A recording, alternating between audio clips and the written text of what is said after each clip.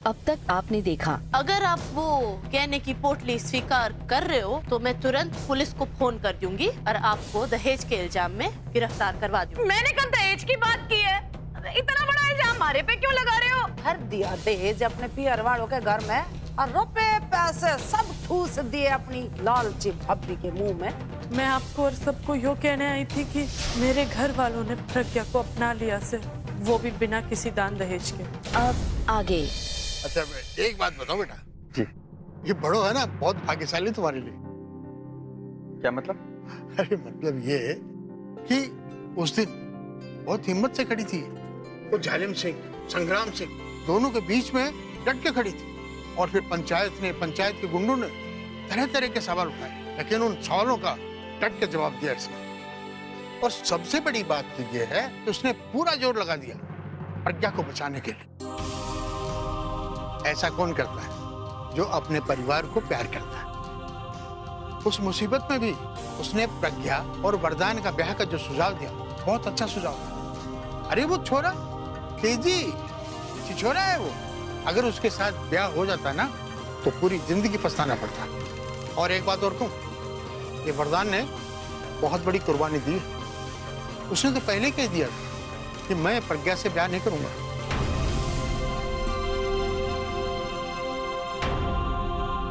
दीदी जो आप क्या बोल रहे हो? आप अच्छी तरह जानते हो ना मारी और प्रज्ञा जी की आपस में बढ़ती ना है। और बड़ों ने वरदान के सामने उससे भीख मांगी आगे प्रज्ञा से ब्याह करना। प्रज्ञा की जान और इज्जत का सवाल से वो मुझसे ब्याह कर ले। मैं हाथ जोड़ के भीख मांगती से बता। बड़ों ने भीख मांगी? हाँ, वरदान ने कहा कि आपको कभी भी हमारे सामने हाथ जोड़कर कुछ भी मांगने की जरूरत ना हो। आप जो भी बोल रहे हो वैसे का वैसे ही होगा। और उसने अपने सारे अनुमानों की कुर्बानी दे दी।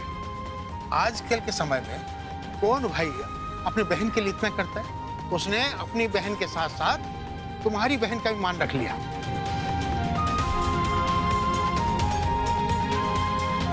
बस बेटा मैं तो यही चाहता हूं तुम दोनों का साथ यूं ही बना रहे। राम राम।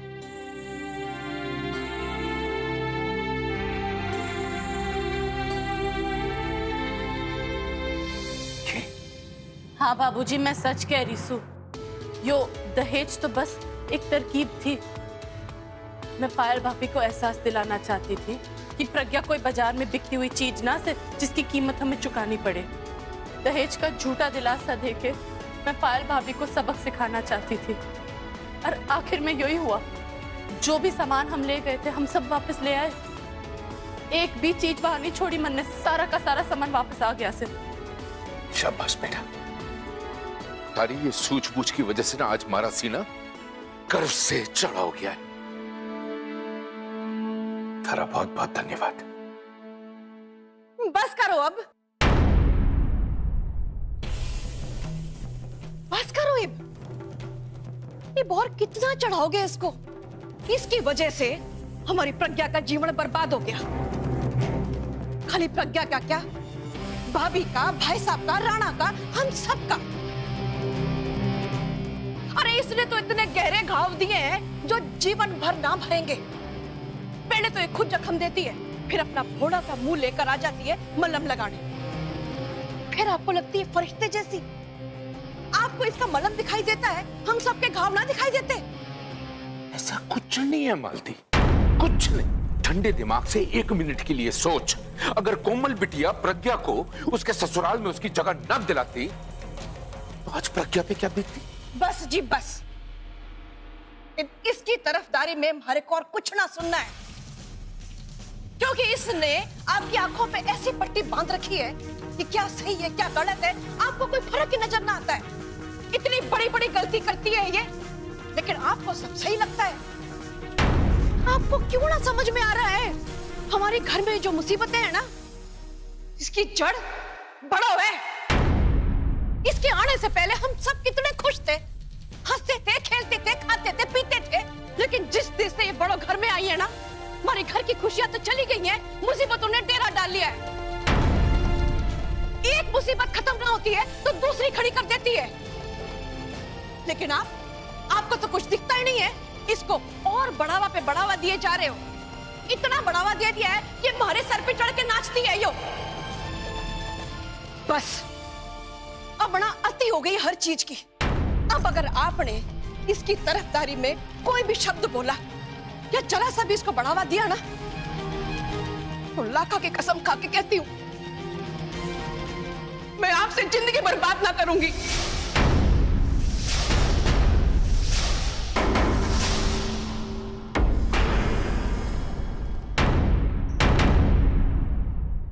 माँ जी,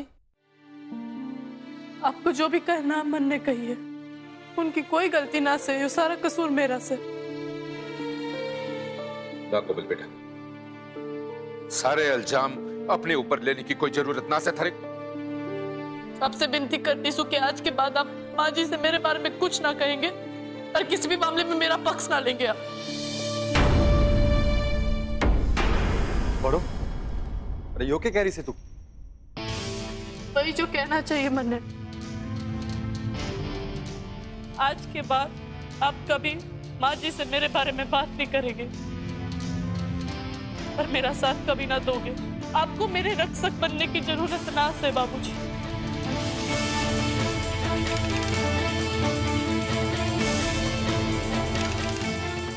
यही ना बात बड़ो बहू।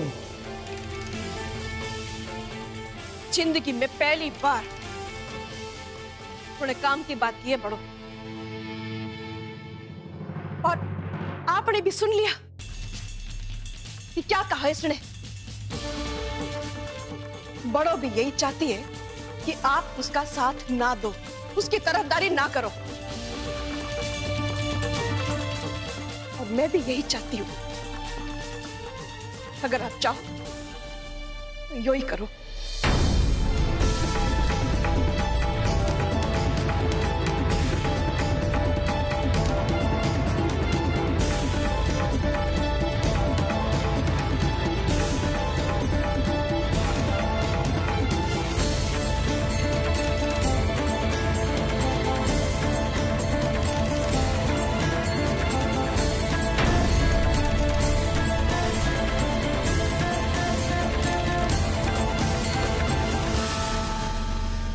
यो जो दरार पड़ी है ना इब इन दोनों के बीच में, इब मैं इसे इसी खाई बना दूंगी, जिंदगी भर ना भर पावेगी।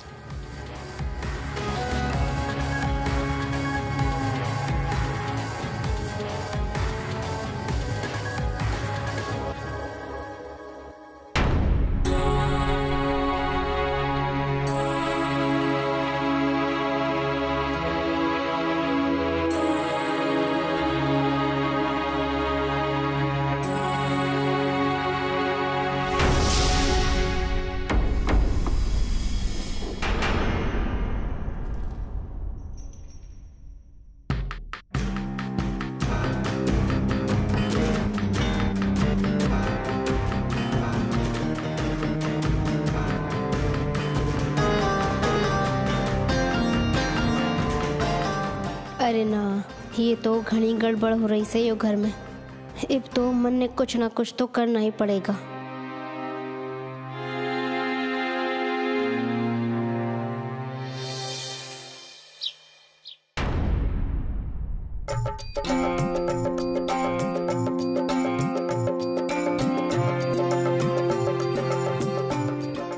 अरे वाह, ये बात से बता, यो ध्यान से देख।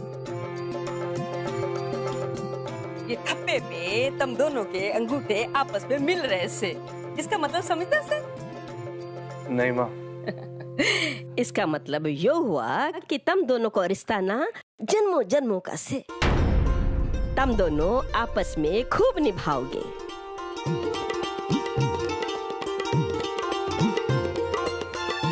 ये माँ कुछ भी बोलते हो आप, यो सब अंधविश्वास की बातें होती हैं, ऐसा कुछ ना होता। हे छोरे, ऐसा नहीं बोलते। अरे पायल, कैसी है हमारी छोरी? आइए आइए माँ। अरे विमला मस्ती, आओ बिराजो। राम राम ताई, बिराजो। अरे वरदान प्रज्ञा, आ जाओ। माँ जी वो क्या है ना, जब ये रिश्ता मंजूर हो ही गया है तुम्हारे को लगा कि लगे हाथ मुंह दिखाई की रस्म भी हो जाए।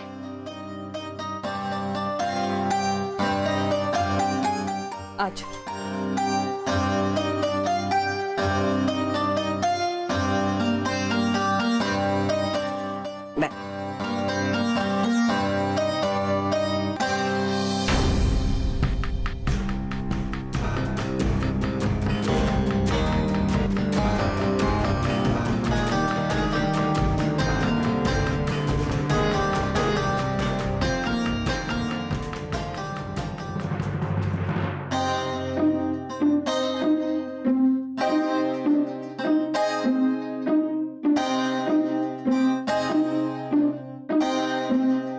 हाय मारी फूल सी बच्ची, देख तो जरा, टक्कर भी उतर गई बेचारी की। कोनी को भला कौन टाल सके है। अब सोचो जरा, इसकी मुंह दिखाई की रस्म तो बड़े ऊंचे खानदान में होनी थी, जमींदारों के घर। पर क्या करें, नसीब ही खोटे हैं बेचारी के। इब तो इसके नसीब में ये छोटा सा घर और इसके जैसा लड़का। अब किस्मत को तो कोई ना बदल सके है ना जीजी। हाय, ये लड़की तो भगोड़ी दुल्हन तक बन गई। बस शर्म लिहाज नाम की कोई चीज है कि नहीं? मारे घर में आकर मारे सामने मारी बहू की बेइज्जती कर रही है।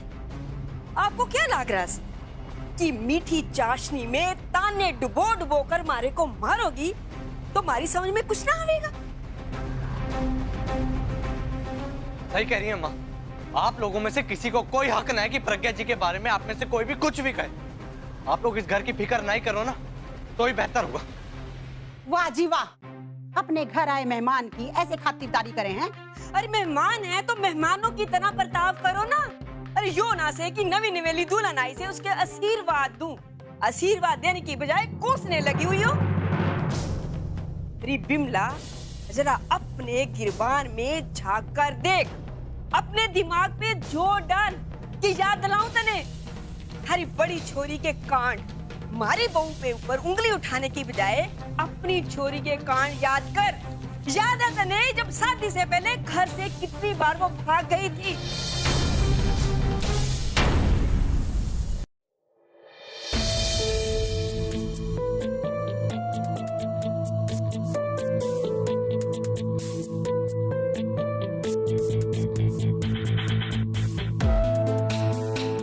ये जो रघुवीर सिंह तेरे सामने खड़ा है ना, अपनी जिंदगी में जितनी भी इज्जत मैंने पाई है ये सब तेरे बापू की वजह से है। अरे जानती है बेटा, मैं अगर चिराग लेकर भी बाहर निकलूं ना तो थारी जैसी बहू हमारे को मिल ही नहीं सकती। पहलवान को परख करना बहुत अच्छे से आता है, तो वो सारे गुण जो एक अच्छे पहलवान में होने चाहिए ना, वो थारे में देखे। और हमारे को यकीन है कि तू बहुत जिम्मेदारी से इसे निभाएगी।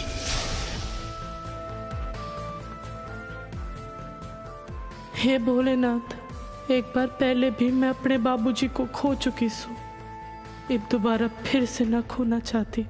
मेरी जीवन का ये बहुत ही मुश्किल समय से, इसमें आप मेरा साथ जरूर निभाना भोलेनाथ।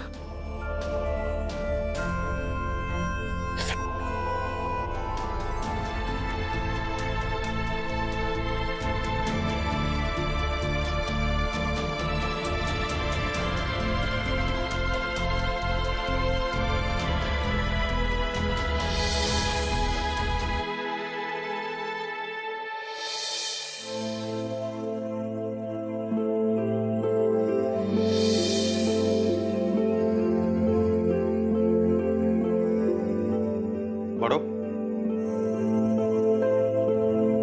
बड़ो,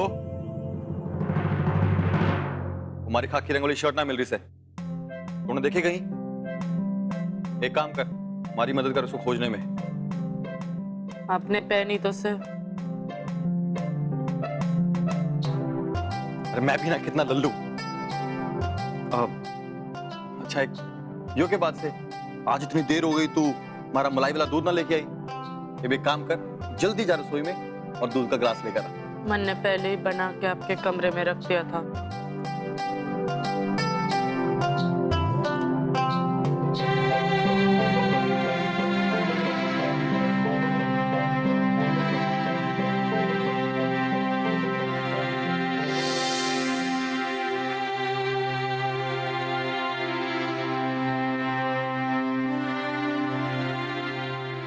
अरे वाह, जब से आई हूँ तब से आज पहली बार तन्ने इतना परेशान देखे। क्या हुआ? बड़ों की मायूसी ना देखी जा रही से के? नाना छोटू बुआ, ऐसा कुछ ना सर, मैं तो बस। अरे वाह छोरे, तू तो पूरा अड़ियल टट्टू से। अब तू इतनी जल्दी कैसे मान ले कि तन्ने बड़ों की फिक्र हो रही है, पर मारा भी नाम छोटों से इतनी आसानी से ना छोड़ने वाली। आज तो तन्ने यो एहसास दिला के मानूंगी कि बड़ों की कितनी अहमियत से थारी जिंदगी में। बड़ों को यूं देख मन में बड़ा बुरा लग रहा है इसे।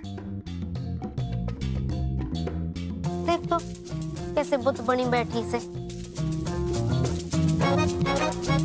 इसके साथ जो कुछ हुआ उसका घना सदमा लगा इस बेचारे पे। अब कोई हंसाने वाला भी तो ना से उसे यहाँ कि हंस के ही उसके सारे गम भुलवा दे। अब तुमने पता है लाखा, मैं जब भी उदास या मायूस होती सू तो थारे फूफा जी के ना कर जाते मन मनाने के लिए। वो हर वो चीज कर जाते जिससे हमारे चेहरे पे मुस्कान आ जाओ, मैं खुश हो जाऊं बस। चाहे वो कुछ अजीबोगरीब भी क्यों ना हो, पर हर छोरी की किस्मत थोड़ी ना से कि हमारे जैसा पति मिले जो उसका ख्याल रखे और उसे खुश रखे।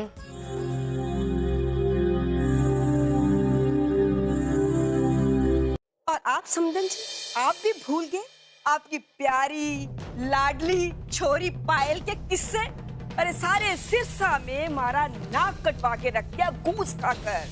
मारी छोरी के घर मारा आना जाना बंद हो गया थारी इस लाडली छोरी की वजह से।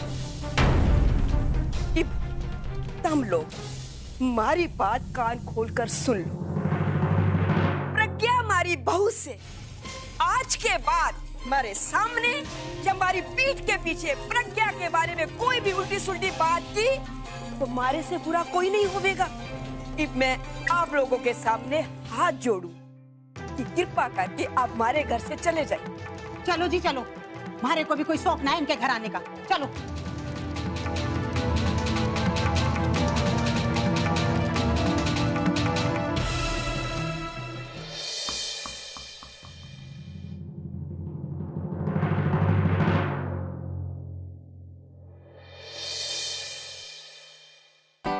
पढ़ो, पहचान मैं कौन हूं?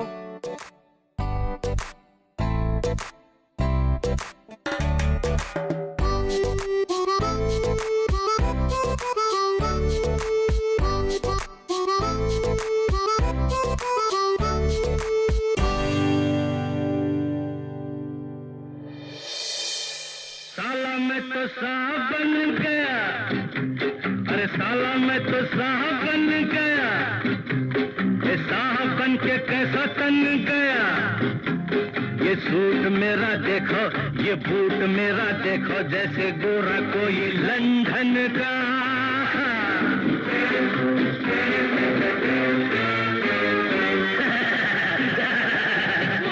रे सूट पहनकर कैसा कूदे फांदे, कौवा जैसे पंख मयूर का अपनी दुम में बांधे, अपनी दुम में बांधे। क्या जानो हम इस भेजा में क्या क्या नक्शा खींचा, लीडर लोग की ऊंची बातें क्या समझे तुम नीचा, क्या समझे तुम नीचा। मेरा वो सब जाहिल बन गया, ए साला मैं तो सांप बन गया।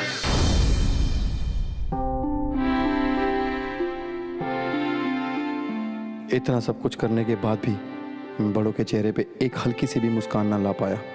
कुछ और ही करना पड़ेगा।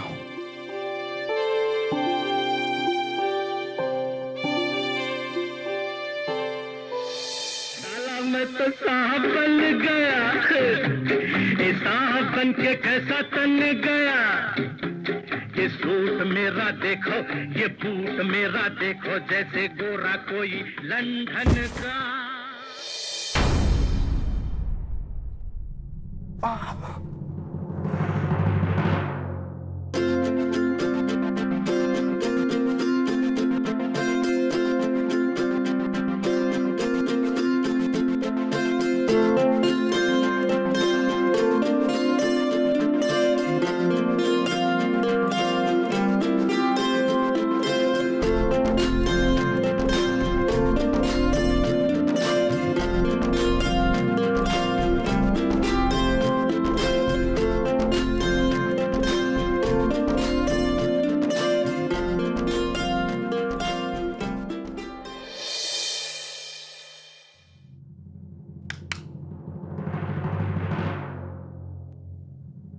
तुम्हें सच में ना पहचाना मैं कौन हूँ?